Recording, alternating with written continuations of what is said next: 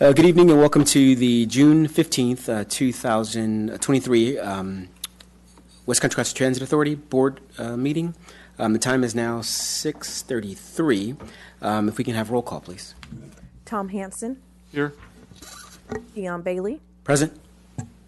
Maureen Toms. Here. Cameron Sasai. Here. And Tiffany Grimsley. To be shortly. Okay, next item on the agenda is the Pledge of Allegiance. Please stand. I pledge allegiance to the flag of the United States of America and to the republic for which it stands, one nation, under God, indivisible, with liberty and justice for all. Okay, moving on to agenda item B, which is approval of the agenda. Move to approve the agenda? Okay. Second. All right, so we have a motion and a second. All in favor? Aye. Aye. Okay. Next item on the agenda is C. It's public communications. This time is reserved for members of the public to bring up to the Board of Directors matters of general interest that are not on the agenda. Do we have any public comments this evening? No. Okay, so having no public comments, we move on to the consent calendar. And do you want to pull item or do we want to approve the consent calendar? I'll move approval of the consent calendar. I'll second. Okay, so we have a motion and a second. All in favor? Aye. Aye. Okay, so motion carries 4-0. The next item on the agenda is item 2, and these are items for board's action or discussion. The first one is 2.1, presentation and discussion of the third quarter financial data report from our general manager. Actually ask Yvonne to give this presentation. Oh, okay.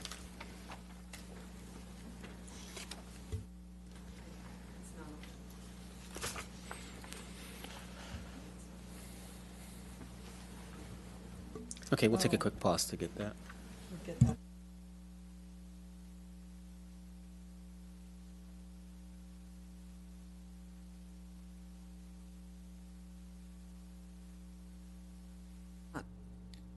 Yes? Okay, there we are. Okay. Great. Good evening. I would like to bring everyone's attention to is the income statement for the third quarter, which is in your packet under this item. And you've probably familiar with this from the second quarter when we went through the WESTCAT financial second quarter. Third quarter is again in line with our budget. We have on the last column of the income statement is the percentage of the budget remaining. So on the first couple of pages, you're going to see functional classes of our expenses, and each of the 4 functional categories, operations, vehicle maintenance, non-vehicle maintenance, and general admin, are all in line at the end of the third quarter with our budget. There are some individual line items that you may see less than 25% remaining in expenses. In a lot of cases, when we come to a point where at the third quarter we want to see at least 25% remaining in our expenses, but you might say slightly under, and it could be because at that point in the year there may have been a one-time expense that hit that book at the third quarter. As an example, the Transbay Terminal, it's a big payment that we make mid-year, and so it brings that particular line item, which is leases and rentals under general admin, up higher in the third quarter, and then it evens out for the rest of the year. So ultimately, we're in really good shape in our expenses, and the bottom line for expenses through the third quarter is a 33.98% of our budget remaining in expenses, and that would be the 9.59 year-to-date and the 3.1 through the third quarter. So if anyone has any particular questions about the expenses, I'd be happy to answer at this point. If not, I'll just explain briefly the revenues, which is the next, on page 5 is where the revenues begin. And again, with the revenues, we want to see the opposite. So we want to see less than 25% remaining to collect. And in most cases, you do see that. In some cases, you actually see considerably more, which I didn't mention to the F&A committee, but as an example, advertising revenues are considerably up this year, and that is above our maximum guarantee that we get. So you'll see a larger amount that we've received through the point in the third quarter. And then RM2, as an example, you've got less. We've collected less because in RM2 we used to do a quarterly reimbursement request, and now we just did the first quarter, and they MTC notified us that we are not required to do a quarterly reimbursement, so we'll do the rest of it at the fourth quarter. So then you'll see that in the remaining in the fourth quarter. I don't really have anything else specifically. I just want to mention that the third quarter income statement, our expenses and revenues is what we do our assumptions on when we do the budget.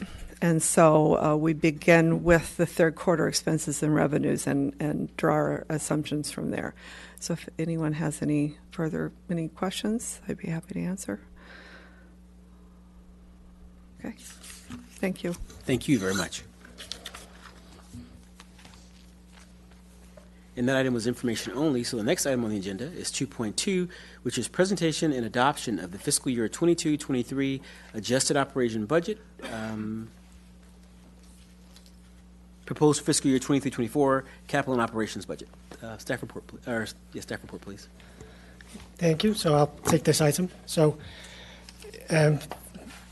if any of you have looked at our budgets in the past, this is a very different format than we've kind of used in the past. We've tried to expand the amount of information we're providing to the board, not just in terms of giving you more information to kind of see what our financial picture is, but just in terms of increased transparency on kind of what we're doing, and so the board kind of feel comfortable with where we are.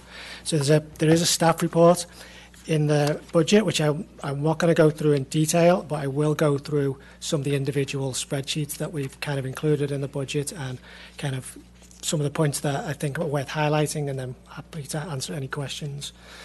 So the operating and capital budget was reviewed by the F&A committee earlier this evening, and the budget packet includes the resolution that ultimately allows us to formally apply for all of the necessary funds through the Metropolitan Transportation Commission for our budget for next year.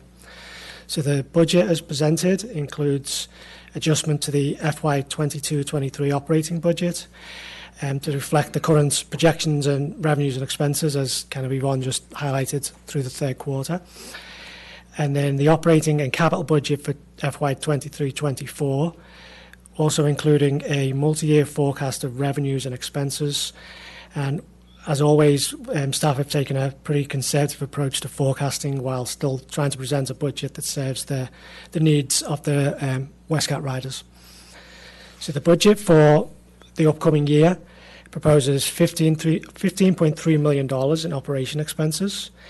And we also include the revenues to kind of offset these expenses, and additional $300,000 of proposed capital expenditures in the upcoming year. So, say the operating budget of $15.3 million is a 6.7% increase over the FY23 budget. I think that's just reflective of the nature of cost increases. We'll talk a little bit about some of those when we get into the actual expenses line items. And then the capital budget is for, say, $300,000, and we've included facility projects, maintenance projects, information technology projects, and all of these are funded through TDA funds. So I'm going to skip forward a couple of pages in the spreadsheets that are included, and I'm going to go to it's listed as page 3, which starts to talk about our operational expenditures. So there's just a few items I would like to highlight here for the board. This document is pretty much the format that we've previously presented to the board, and this has kind of been the only document that we've presented in the past. So everything else is kind of new and kind of updated. So the first item at the top is our purchase transportation, which is basically our cost for providing service that the MB provide in terms of operations and maintenance. So this is our drivers' wages, all of the costs associated with providing that service. So you can see there is a increase year over year, and we have included that number. We're about to enter our final year of our agreement with MV, so we have those fixed costs as part of the contract. But the caveat is that the MV union contract is due for renewal on July 1st, and so they're currently in negotiations. So we need to kind of wait and see how those negotiations are going to come, if that will ultimately require us to come back to the board to perhaps adjust this number. But we've been a little bit conservative in this number, and we're fairly confident that this will be a good number to in terms of operational costs for the upcoming year. So the next item I just want to highlight is a little bit down the page. It's the Clipper and Shopify fees. Right now, we currently pay Clipper 1 fees. So as part of the fare system that we have on board our vehicles, it's partly tied to the number of riders using Clipper, and there's a percentage cost for each transaction that we pay. The reason why we're showing a pretty substantial increase for the proposed FY24 budget is right now there's the Clipper 1 system that is the legacy system that is due to be replaced by the Clipper 2 system. Once the Clipper 2 system hits a certain milestone with MTC and with Cubic, fees will start being applied to operators even though the system will not be fully functional, and that's expected to happen sometime this year. So there's going to be an overlap of when we're still using the Clipper 1 system. Some of the other agencies have started moving to the Clipper 2 system. Both systems are going to be in place, and the way the revenue funding agreement is with all of the operators, MTC and Cubic, who provide the system, we do anticipate, or we've been told to anticipate, there'll be kind of some double fees for a certain amount of time until Clipper 1 is turned off. So we're kind of anticipating that as being in the budget for next year. The next item is towards the bottom of this page 3. It's it's under fuel and lubricants, and it's in particular the gasoline and diesel line item. This is basically the cost of providing gas that we need to operate all of our vehicles. This is a line item that we've been we've padded this line item for many, many years just to ensure we have enough capacity because of the volatility of the cost of diesel and gasoline. Right now we are projecting the current FY23 estimated. We anticipate that to be around 1.5 million, so we anticipate seeing a significant savings from the 2.1 million that's budgeted. But again, just in terms of the conservative nature of how we like to try and do the budget, we are still proposing that same amount for the upcoming year. This is based on the number of miles that we anticipate operating and a projection of the kind of cost of fuel, and we kind of reach around to the other operators and see where their projections are and kind of figure out a number that seems to make sense for us.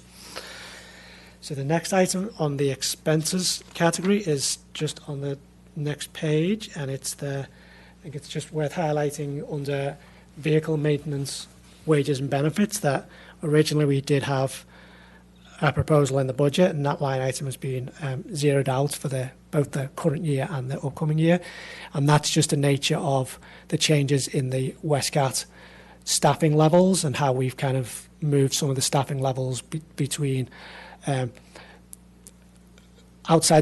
between information technology, non-vehicle maintenance and maintenance. So those salaries have not gone away; they've kind of just moved into another line item, which is actually towards the bottom of this page. It's under non-vehicle maintenance, wages and benefits. So that's where those salaries have come in. Throughout this year, we've only had one employee who's kind of undertaken all these tasks, but we have contracted out with a separate individual to kind of help out with some of those tasks, who is, as of July 1st, will become an actual WESTCAT employee. So we are going to take on that additional staff member. And then we're also proposing a utility position as part of the upcoming budget. And this would be someone who just took care of some of the general maintenance around the facility, some of the non-vehicle general maintenance. We have MB utility workers, and also work like any bus stop maintenance or picking up garbage at bus stops that we've struggled to do over the last couple of years, since we used to have a contractor who kind of did that for us, and since he retired we've struggled to fill that position. So that's the intent for going forward, to have someone who's a little bit more out on the street, kind of looking at what's going on at the bus stops and taking care of any issues as they come up.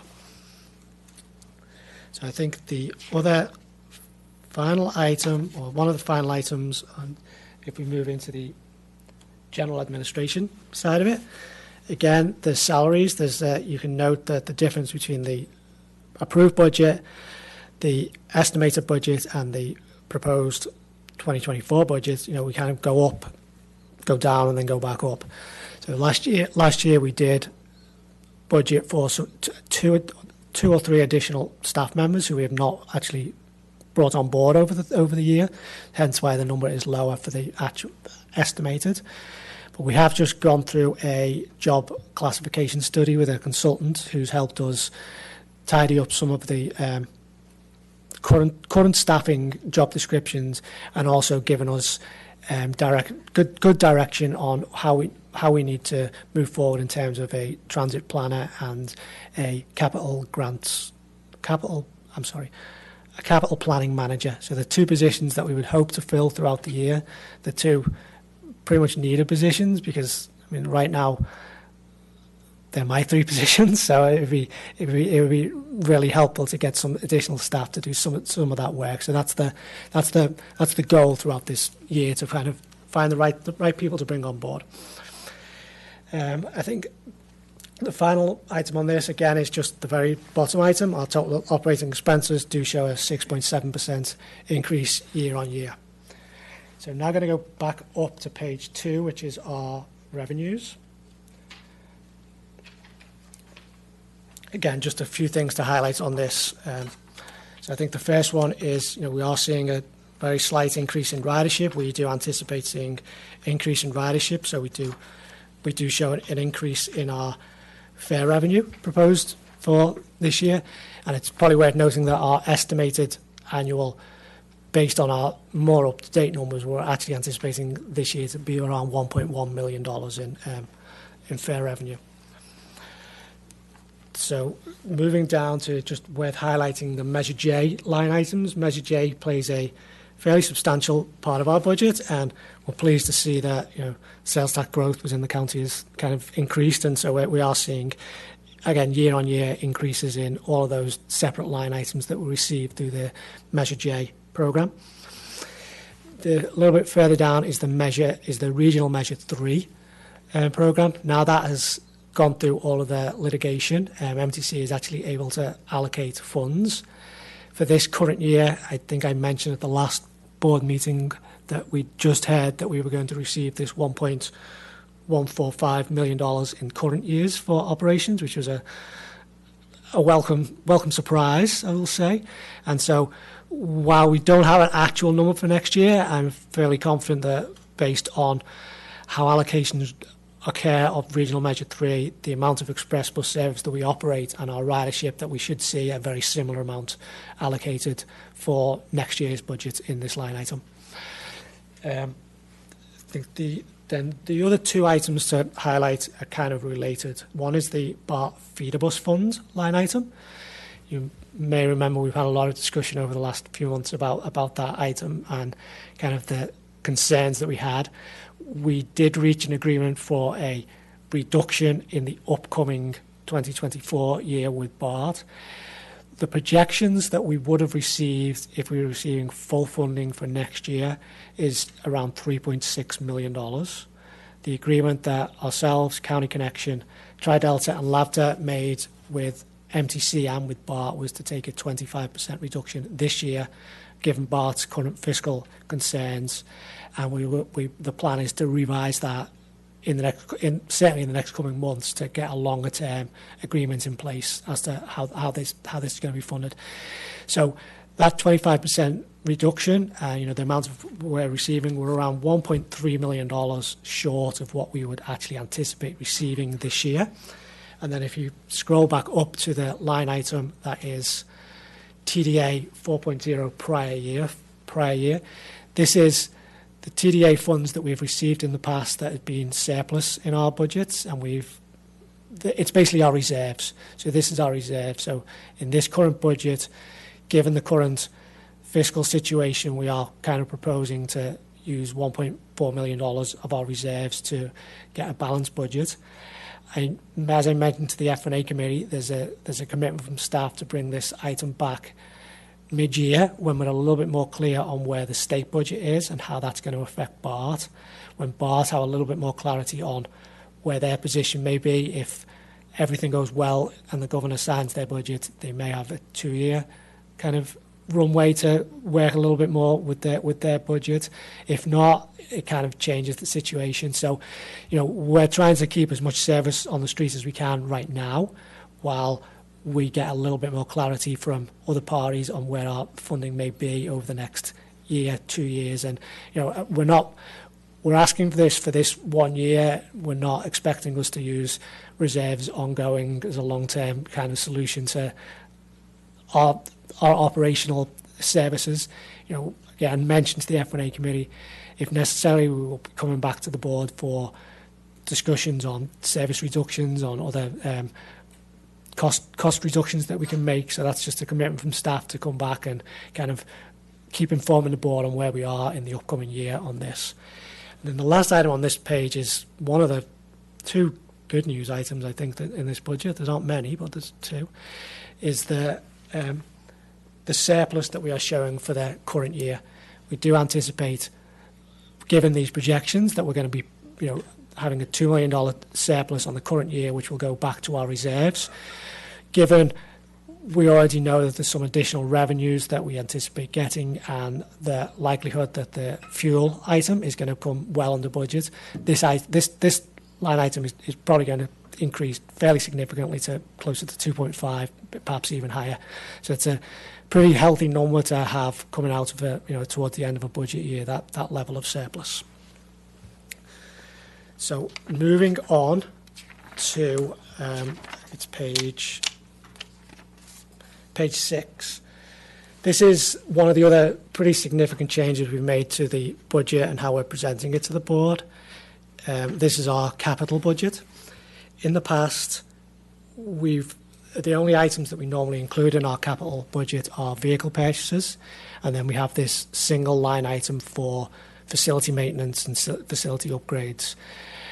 We felt it would be a little bit more transparent to break out some of these into individual categories and recognise that we know that some of these expenses are coming up, and we can start to project when we plan to do some of these projects. We can start projecting where some of the revenues may come from. So this is just it's illustrative purpose of where we staff right now consider some of these projects may come up. And I think that the 2 main ones, or the ones to highlight, are there's the ZEB infrastructure costs that we know are going to come online when we start doing the vehicle purchases.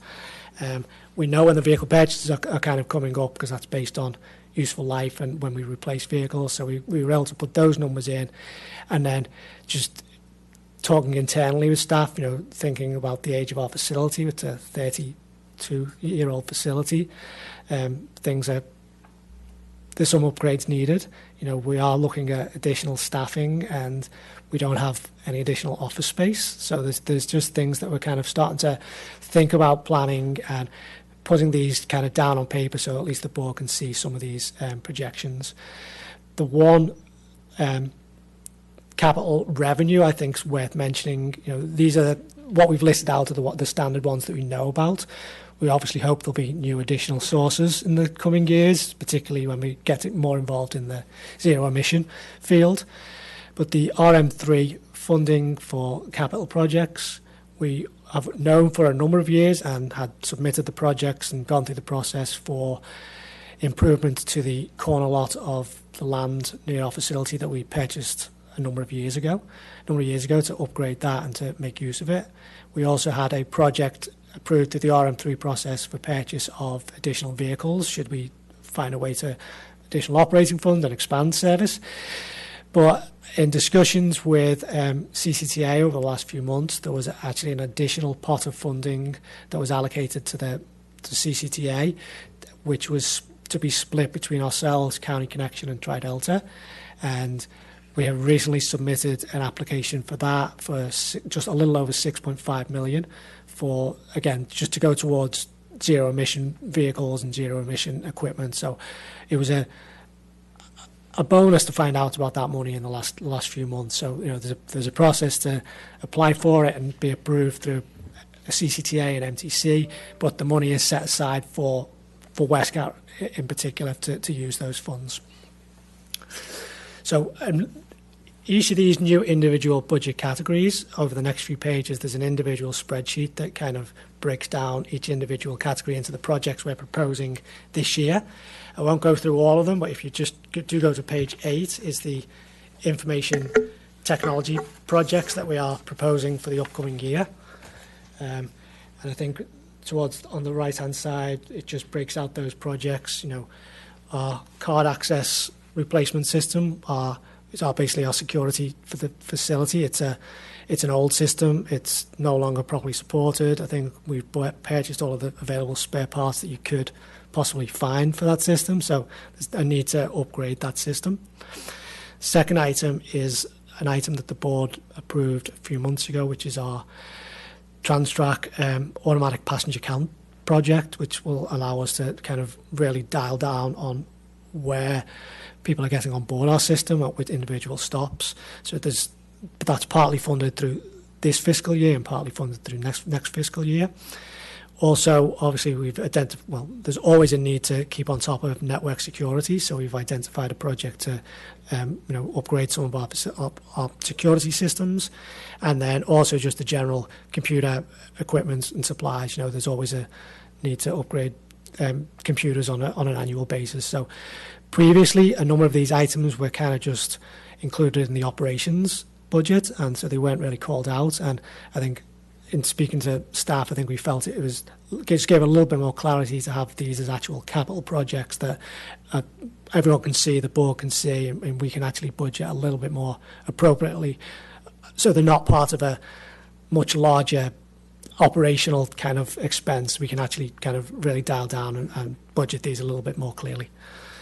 So the next couple of slides start to look at our revenues, our reserves. So again, on page, I guess it's page 11, similar to the capital budget, we have gone through the process of making some assumptions and projections on our potential operating expenses and revenues through 2030. I think this is something that we've done as part of our short-range transit plan in the past, but I think it's going to be really beneficial to keep showing this to the board every year, just to kind of keep people on track of where we kind of think we are. It's the things worth noting is, right at the very top, we list the number of revenue hours that we operate, and if that is directly related to the cost of service we put on the street. So if our revenues do not match and the board make a decision to reduce service, that would help reduce operational costs. So that's something that we're kind of just putting this out on the table as to here's where we are. If we carried on operating our current levels of service, the line item that's highlighted, which is the TDA prior year, which is our reserves, you can see that if business as usual, we don't make any changes, we anticipate in 2028 would be when we hit our fiscal cliff. Other operators have different timelines for that, but I think going through the process, that's where WESTCAT would technically run out of money and be unable to operate the current levels of service. We obviously don't want to get to that point, so we would be making decisions in the next 1 or 2 years based on kind of the projections and where we assume we're going to be, so we wouldn't get to that item. And then the other line item to mention is the BART feeder bus funds. That does show that we're anticipating that going back up to $3.3 million in 2025. That is subject to everything we've previously discussed. There's conversations need to be had with BART on how those funds are going to flow, and are BART going to be fiscally able to contribute those funds to our budget going forward. So that's just it's out there just to so the board are aware that that's a number that we're using in our projections, but it's definitely subject to potential change. And then the last page I'm going to talk about is our actual reserves. So this is our reserve balance as of where we are. So the beginning balance for the proposed budget for FY 2024 shows a little over $10 million. That is we have a little over $8 million currently in reserves, and that is then including the $2 million anticipated surplus for this year. So we have a $10 million budget $10 million reserve balance going into the upcoming fiscal year. If you look down where it's the ending TDA reserve for the end of 2024, so this time next year, we would anticipate our reserves to still be around $8.2 million. And then again, we've just gone through the process of projecting out our anticipated costs for operation and capital. And again, you see the fiscal cliff hits in 2028. That's when we functionally run out of money. The other item that we discussed at the F&A committee is that the board has a long-established goal of a $2 million reserve balance, and then that was done. We were trying to figure out when. We think around 15 years ago that was set in place. So it hasn't been looked at for a long time. And then since then, the board did establish 3 additional reserves, which are listed at the bottom, which is the insurance reserve, the facility reserve, and the vehicle reserve. So board have a requirement, a desire for us to have $2,300,000 essentially in reserves. And right now we are estimated to be around $10 million. I think we would like to bring an item to the board in the upcoming months to revisit where the board are comfortable in terms of our reserve balance. And the initial suggestion is that we will come back with instead of a dollar value, we would look at a percentage of operating budget that the board would be comfortable as having and reserves. So that's a discussion that we will come back in the next couple of months to have with the board. But I think going into where we are with the fiscal unknowns, going into where we are with the fiscal certainties in terms of needing to move to zero emission and those costs, and an $8 to $10 million reserve balance is at least a good starting point for us to kind of have some serious discussions with the board on the best way to kind of move forward on that. So that's all I was going to present. The F&A committee did go through this in a little bit more detail earlier this afternoon, so I'll maybe turn it over to the F&A committee or to, for any questions that the board have. That sounds good. I'm going to just ask the question. Can you describe what the FAA committee is and then what it does, just briefly? Sure. So the F&A committee is the Finance and Administration Committee. It's a committee that doesn't meet often enough, I'll say that. I mean, it's made up of the current chair, the past chair, and the current vice chair.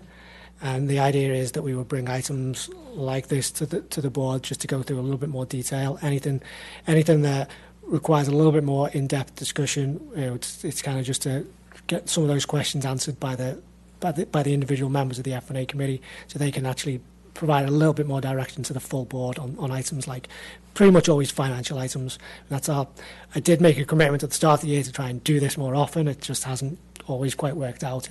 But we would like to do it more going forward, certainly. So thank you very much. And that board is made up, obviously, of Director Toms, Director Hansen, and then myself, and I, for this last meeting. So we had that just before this one at about 5 o'clock this afternoon. The board recommended that the budget be, the F&A committee recommended that the full board review the budget. So that's why we're here now. So are there any things that anybody from the board wants to speak to before we take general questions from the rest of the directors? I think it was pretty succinct, but just, okay. I'll just make a comment regarding the reserve account, where it looks like, we're heading over the cliff in fiscal year 2028, and the idea is between now and then we need to, if this is going to be the direction we go, we need to make some structural changes in the coming years so we don't see that. Mm-hmm. Yes. Yeah. Thank you. Any other questions or comments from anybody, any of the directors on the budget? Go ahead. On the more micro level of things, on the item for printing and translation under marketing and advertising, is the 70% negative percent of change, is that a result of a conscious decision to be a little bit more fiscally conservative on printing, or maybe a switch to be a little bit more environmentally friendly and switch to more social media, online advertising? Is this the scheduled line item? I'm sorry, I'm just asking. Yeah. So I think it's a mix of both. I think we definitely have changed how we print a lot of our media. We're not doing the fancy booklets at the moment. Currently, it's pretty basic what we're putting out there. And then we are doing, we are trying to do more social media, but definitely trying to print less. So I think it's just a reflection of a decrease in costs of what we're actually seeing. Gotcha. Thank you. And that's reflected in the 170.3% increase for general promotion advertising. That kind of switch from print to... Yes. Gotcha. And some of that does include kind of driver incentives and some of the things that we're trying to improve around the facility, just in terms of that kind of internal marketing, if you like, as well. On the same page, the item bus shelter signage maintenance under services, 100% decrease. So I think you talked about this a little bit, and this is due to a vacancy. So what we used to have a contractor who went out every week to all of our shelters. He retired during the pandemic, and so the line item was zeroed out at that point, really. What we were using, where we were asking our MV, our contractor, to kind of help out when we could, or one of our staff would go out and clean up. But I think going forward, we're looking to fill an actual position. So it wouldn't be contracted work, which was where it would fall in the zeroed out. It would actually be a WESTCAT employee would take on that, so we'd take it on internally. Got it. So we were looking to fill the vacancy. Yes. Okay. How much in staff time and materials, if you could put a number on it, does it take to maintain one bus shelter? I think it really depends on the shelter. There's not a huge amount of shelters in the WESTCAT service area, but there's a fairly significant amount of bus stops that require, even if it's just picking up garbage. And I think that's it. I mean, I can't imagine you need to spend a lot of time at individual stops just on a weekly basis. So, but we have 236 stops within the service area. So and previously, some of the work does involve if a pole gets knocked down or if there's graffiti. So they're the kind of things that we would be looking to kind of do a little bit better job than we have over the last few years of kind of maintaining and being a presence on the street at some of our stops and shelters. Thank you for that. That's all. Thank you. Thank you. Any other questions? Director Grimsley. First, I'd just like to say thank you for the very holistic and what seems very realistic budget and projection. With regard to the capital projects that are upcoming or ongoing and the hiring goals, can you talk a little bit about the prioritization for those activities? In terms of the capital, I think the capital projects come up. We're trying to prioritise them. I think at the last meeting we talked about how we are planning to move towards zero emission, and we have a kind of a plan in place that the board approved at the last meeting. So while they're a priority, we kind of know that they don't need to happen today, so they can be pushed out a couple of years.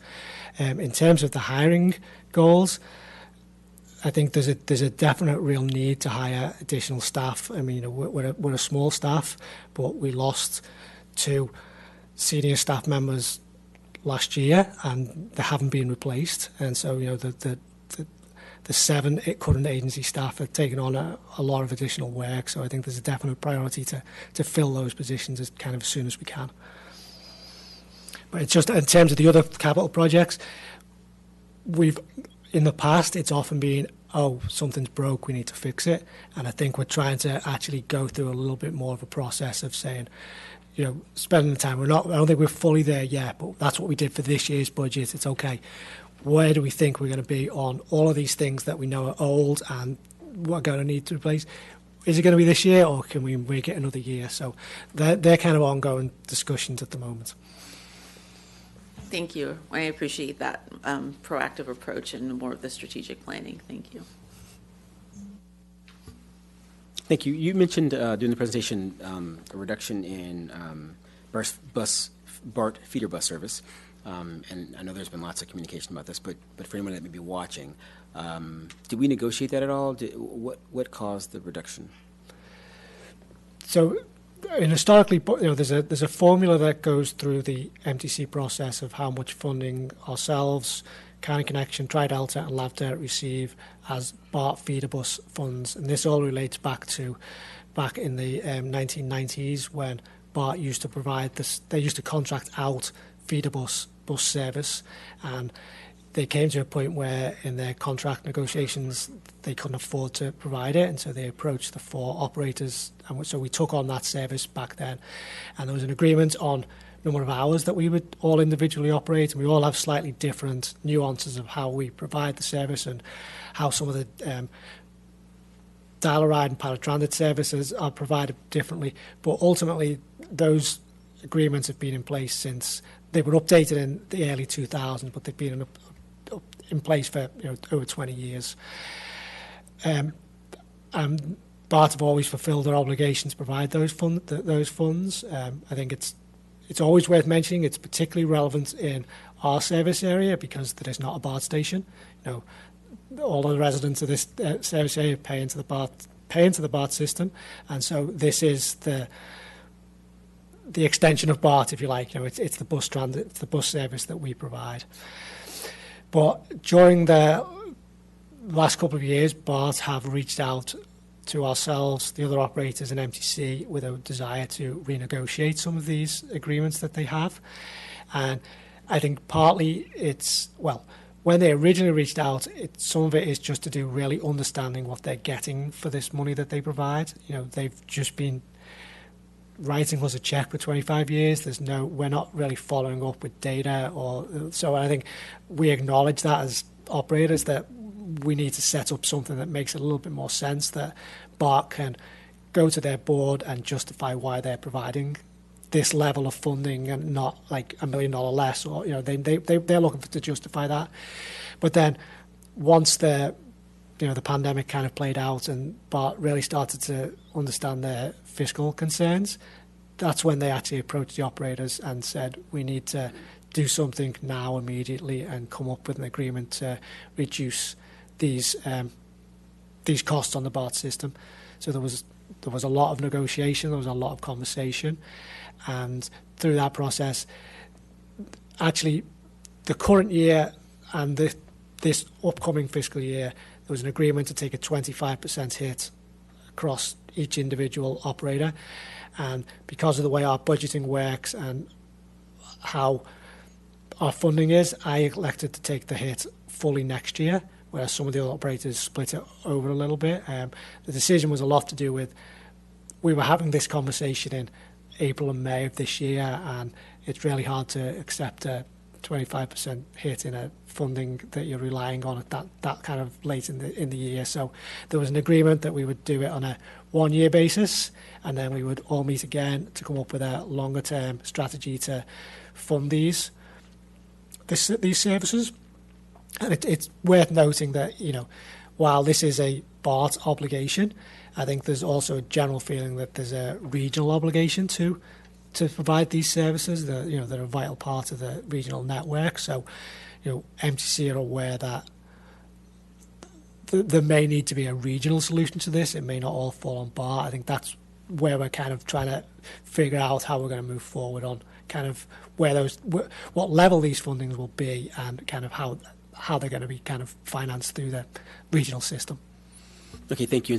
And so we're using a little bit of our reserves to offset that for the next fiscal year, assuming the budget's passed tonight, and then we'll have to look at that for the future just to see how we adjust. But we're not necessarily reducing service immediately. We're going to continue to keep our commitment, our work with our passengers, and then we'll have to look at what we can do per Director Tom's to make sure we don't just kind of run the clock down on reserve funds. Yeah, and I think that's why we commit to come back. If we find out that the BART funds are secure for the next couple of years, that completely changed the question. What if not? I think that's when the board need to make some decisions on how we allocate some of our funding.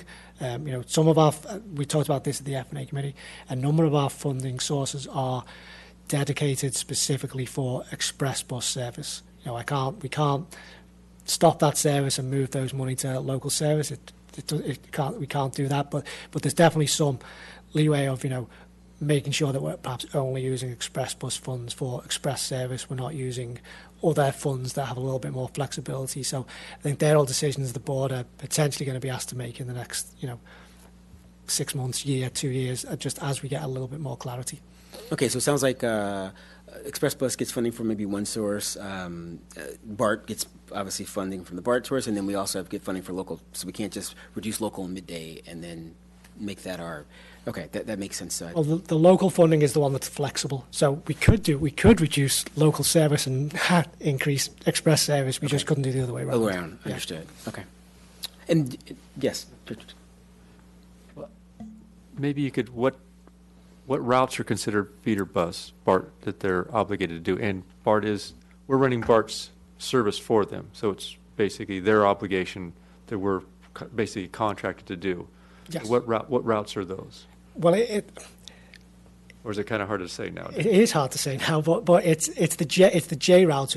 We have the JL and the JR that go from Hercules. They operate all along San Pablo Avenue. One goes to Hilltop Mall, one goes to Richmond Parkway, but that's the main core of our service.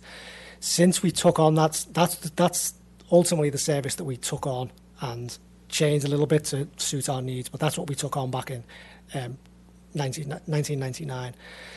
Since then, we have added in the JPX service, which we started in around 2005. We receive some RM2 funding for that, but we also probably use some BART feeder bus funds to that. That's the service that, again, starts in Hercules, goes through Pinole downtown, and then gets on the freeway to the BART station. And then we also have the JX, which we just recently introduced, which again receives some RM2 funding, but also is feeder bus service. So there's a little bit of a mix of what we consider feeder bus and how they're funded, because they're funded through two different sources in that sense. So then if it got right down to it, the ones we would really have to keep would be the L and the R, because those are their traditionally first feeder. Right. And they're the two real backbones of our entire service, because they're not just. When I've discussed this with BART, and the BART staff completely understand this. They're not just express bus service. They're not picking up people in Hercules and dropping them off at the BART station. They are picking up people who need to travel along San Pablo Avenue, who need to get to businesses, to doctor's appointments. That's the real backbone of our system, the JL and the JR. I think they're a real important part of what we provide to the community. Thank you, Director Hanson. And I think that it should be important to note that our general manager and others have gone out and really lobbied to make sure that our legislators know how important this funding is for small operators. I think we've heard here that we're working with Tri-Delta, which is sort of the Antioch-Pittsburgh area, County Connection, which is sort of the county in the middle, and then also Livermore, LAFCO, to try and do the best we can to link those services together with time slots as well, and then also just to advocate for funding for those services. So we appreciate that. So if there's no other questions, we have a budget before us that's been recommended by the F&A committee that needs a motion. Any public comment? Oh, good. Thank you. Are there any public comments? No. Thank you. Thank you. Yeah. And if there are no public comments, then we'll go ahead and see if we have a motion to approve or adopt the budget. I'll make a motion to adopt the budget. I'll second. Okay, so we have a motion and a second. All in favor? Aye. Aye. Okay, so motion carries 5-0. And well done to staff. New format, and it looks great. Next item on the agenda is item 2.3, consideration and adoption of a resolution 2023-06, authorizing the filing of an application with the MTC for allocation of Transportation Development Act, State Transit Assistance Funds, Net Bridge Total Revenues, Feeder Bus Funds, and Regional Measure 2 Operating Funds for fiscal year 2023-24. If we have a staff report on that? It's more just this is basically part of the budget process. we need to have an approved budget, and we need to have this resolution in place to actually start applying for some of these funds. Sounds So good. this will- And the resolution's in the back Yes. for whoever wants to make that motion. It's on page 12, well, it's page 2, I think it says, but it's right after the budget. And it's a standard format. The board have approved this every year. There's nothing changed for many years in this format. Understood. Anyone want to make a? Oh, public comment, thank you. We do that all night. Any public comment on this item? Thank you very much. Thanks. With that, if we have a motion for Move the, approval of resolution 2023-06. I'll second. okay, so we have a motion and a second. All in favor? Aye. Motion carries 5-0. Thank you, and well done. And the next item on the agenda is committee reports. General Manager's report. Thank you. So just a couple of small items. One is just to note that we are changing how we're doing the minutes very slightly. I mean, I'm not sure if anyone noticed any difference. I'm not sure there was meant to be much difference, but we are transitioning the staff who are doing the minutes. So if there are any comments as we move forward, we're trying to make them a little bit more streamlined with a little bit, still keeping the discussion intact, but perhaps not so much detail going forward. So if there are any comments, I'll happily take any feedback on those going forward. The only other real item, well, two other items, I guess. We did reinstate the JX on May 22nd. We started operating out of the Hercules hub to the Hercules Transit Centre, then to Del Norte Bar Station. There was no one other than me out of the Hercules hub at 5:45 for that first trip, but we have seen some ridership from that area. You know, it's taken off about how I would have anticipated. You know, we were never expecting ridership to leap on that, but we have had some days where, and it's mainly been Tuesdays and Thursdays where we see the highest ridership. We've seen some days of over 100 riders on those trips that we're making, which is, you know, not fantastic, but it's certainly a start. And we are definitely starting to see the same regular people, but regular people who are either boarding or deboarding at the Hercules hub. So, you know, that stop is being utilised, which is a really good sign. That was a commitment that WESTCAT had with the City of Hercules to start providing that service a number of years ago, and so we've finally been able to kind of get that service in place. And then the only other item is that, you know, we did receive notice today that we actually have filled, or the county have filled, one of our vacant positions on our board for the Rodeo rep. So we'll be reaching out to the person appointed, and hopefully we will see them at the next meeting. And, you know, it's no secret who it is. It's Jerry Parsons, who was actually a member of our board a number of years ago. So he's coming back to our board. So it'll be good to see him back on the board. So that's all I have. I was going to talk a little bit about the state budget, but I think we've kind of discussed that as part of the budget, you know, our own budget process. Thank you. Any questions for the General Manager? Director Hanson. You mentioned the Hercules Transit Center. How's that looking now? Is the parking lot full? Has casual carpool returned at all, or? You know, Chris may have a better answer to me. I can speak on the number of cars there. I'd say it's probably a quarter full, and Yeah. it hasn't really grown. But I don't know if I mean, Chris may have a better answer certainly on the casual carpool. I'm not sure I've really observed if that's still occurring or not. Many years ago when I was traveling, it was like the parking lot was jammed. Yeah, so. Sure. Yeah, that was, yeah. Mm-hmm. Hi, Chris Kelly from the City of Hercules. Yeah, I go out and I count cars from time to time, and I generally go Tuesday to Thursday. I was out there today. And I would say for the past couple of months, it's about an average of 51 cars per day, Tuesday, Wednesday, Thursday. Now, there are 420 spaces there. It has slowly increased over time, so we're now at about, like I said, 150, 151. And I'll continue to take a look just because I'm curious and I have the time to go there. Thanks. I have a question for council member.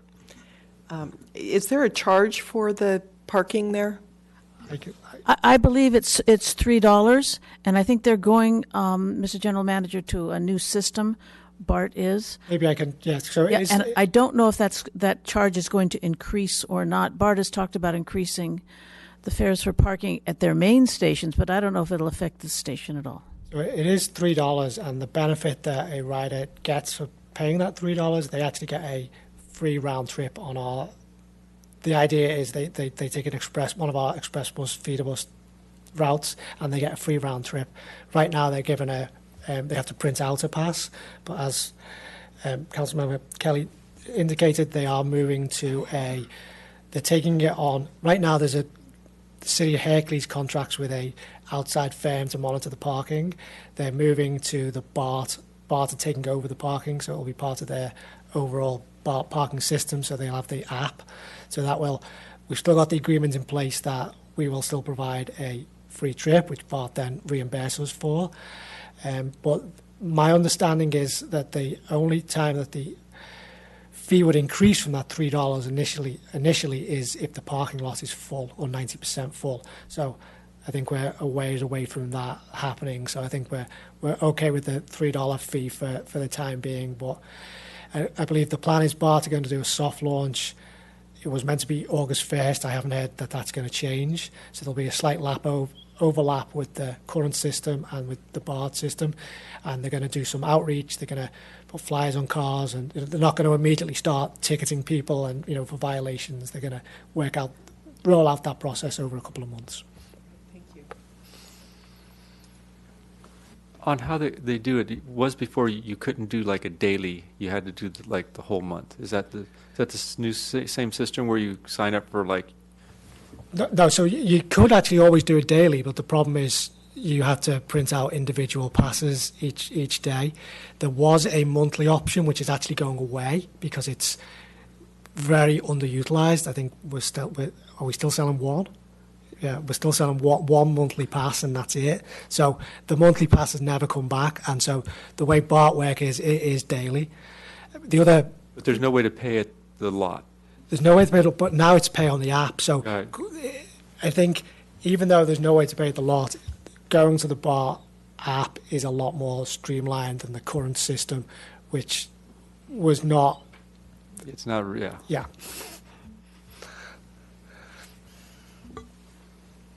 Okay, thank you. Any other questions from the general manager? If not, we'll move to WESTCAT representative report. All right, so we last met with May 26th, and there's a couple other representatives here, so if I get it wrong, please save me. So the big topic was the Richmond Parkway. It's going to be a study to try to make it more convenient for the marginalized communities and reduce impacts for them and improve safety. They talked a lot about how many people are injured and killed on the parkway out walking and biking, mostly to high speed. They're going to try to increase access on the trails and parks and employment for employment, and it's going to be over a 2-year process for them to get the plan together and try to find funding. So it's more of a study than it is actually to put anything in place. And then they're going to, near the end of it, they're going to go for public engagement. And then the other thing we talked about was a budget, and there's going to be a dues increase. And Rob said in the F&A committee report that he's already budgeted for that increase, so we're ready to go on that. So that was pretty much the meat and potatoes of the meeting. Outstanding report. Thank you. Next item is correspondence. I remember that one. Public comment, I can't seem to remember. So any correspondence? Okay, thank you. And then returning to the agenda, we go to item number 5, which is board communications. Do you have any board communications? I have one item. Pinole held its first Pride celebration this last Sunday, and I met a gentleman who is a wheelchair user that came here from El Cerrito, and his return back to El Cerrito, he used WESTCAT, and he had a trying time with accessibility at our stops, and I think that's something that the city needs to look at. But he has lots of kudos to the driver who really went out of her way to talk to him about accessing the bus in Pinole, downtown Pinole. But she also made a comment of where accessibility issues are challenging. And I would just ask you, the general manager, is if your drivers have that input, can you please pass that information on to us, as we're working on doing some improvements to San Pablo Avenue. Having their insight would be very useful. And I believe we actually did receive a comment from that rider, because now you're saying that, I know the two stops in question. We actually talked about it at our weekly staff meeting on Tuesday. So, but I think following up with the city would be helpful, because I think there are areas within both cities, I will say, that where accessibility can be a challenge at some of our stop locations. So certainly, Great. yes. Thank you. Any other comments from the board? I will. Go ahead, Director. I just want to take the opportunity to apologize to my fellow board members and to the public for my tardiness this evening. I rushed from Berkeley on Thursday evening, so I just want to extend my sincere apology to all. Thank you. I was here at 5, and traffic was pretty bad coming in at 5. I just want to thank, I know the board had done this. This was probably board before all of us. Well, Tom was probably here. But the hub stop that goes back, the planning for that, a lot of residents that live in Muir Point have asked about it, so I'm glad to hear the numbers are coming up. They may not be where we would like them to be. I know our staff at City Hall is putting it in our newsletter, the Hercules Herald, to make sure folks know that it is there and that it's stopping. The stop had kind of been there for about 2 years, I guess, during COVID, but there was no bus, and so people have to get used to that. But I think that's important as we move forward with the hub and continue to gain funding and things to make that long-term project a reality. So thank you, staff, for that. And that's pretty much all that I have. I just want to acknowledge the work there. Great job on the budget. Before we go to adjournment, I have a question. And Rob and I talked about this, but it's I think it was a couple 3 weeks ago. Some board members have asked questions about, when they can suggest new agenda items. I don't know if we have a process for that. I don't want to start one today, but we're going to have a new chair coming up pretty soon. And maybe that might be something that the chair and the team can work on and kind of report back in the future about how we could, if somebody had a question about new service or do we need service here or some new whiz-bang thing they saw somewhere else. I was in Tokyo, so I want to talk about light rail. I'm just kidding. But if we had some ideas, maybe if we could have a process that would be orderly so that the chair and things could move forward with that. Yeah, we can work on that. Mm-hmm. I would just offer that in Pinole, we have as part of our agenda, it used to be before adjournment items for future agenda items, but perhaps it could be kind of blended with board communication. That's a good idea. Mm-hmm. Okay, thank you. And then with that, if there's no other comments or questions, we're at adjournment. So I want to thank everybody for attending. Our next scheduled meeting is July 13th, 2023. That's a Thursday. See everyone then. Thank you. Have a good night. Thanks. I missed public. Oh, time. I'm sorry. Good. The time now is 7:35. Meeting is adjourned.